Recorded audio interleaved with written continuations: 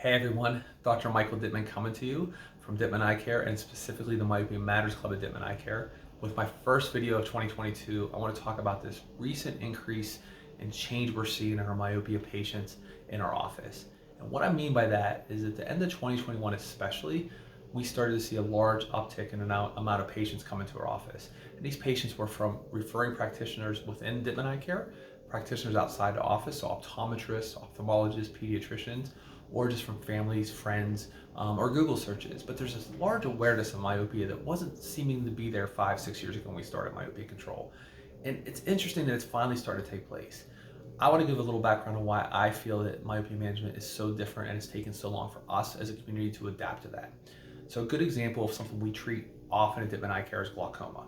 So glaucoma, for those that don't know, is a disease of the optic nerve, where the optic nerve becomes damaged over time. As you lose nerve tissue, you slowly lose peripheral vision, and it can lead to total blindness if not treated. Associated with glaucoma is high pressure of the eye or high intraocular pressure.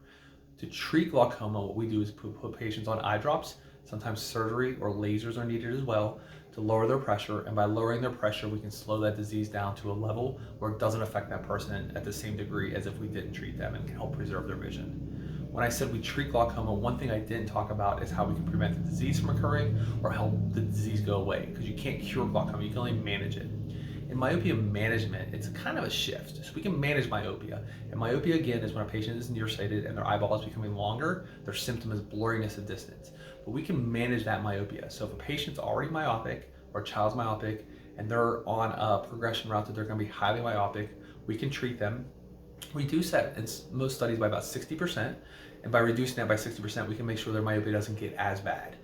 The bigger difference is not that, because that's very similar. The bigger difference is by treating or managing the myopia, we can make a bigger difference in preventing diseases. And by preventing diseases, we can prevent glaucoma, we can prevent potentially retinal detachment, and we have the potential to prevent other issues like myopic macular degeneration, which is a high vision loss thing that occurs in highly myopic patients.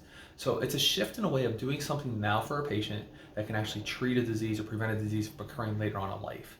And so it's tough for parents and it's tough for practitioners to think, okay, I need to do this now to prevent something that's going to happen 40 or 50 years from now. But people are starting to get it and understand that, which is great, because we're changing our mind shifts around, let's minimize the side effect of a disease, so let's be able to prevent a disease by doing something now. And I think that's one of the reasons why I'm so passionate about myopia management, because the difference I feel that we can make for these kids' lives is greater than anything else I've done in my field in optometry or my career in optometry. So, and I think parents and other doctors are starting to understand this too. So I think that's why it's shifting. I'm excited about it. As always, we keep improving our myopia management program. And if you need anything or interested in anything, just reach out to me at the Myopia Matters Club at Dittman Eye Care. Thank you so much. Have a great day.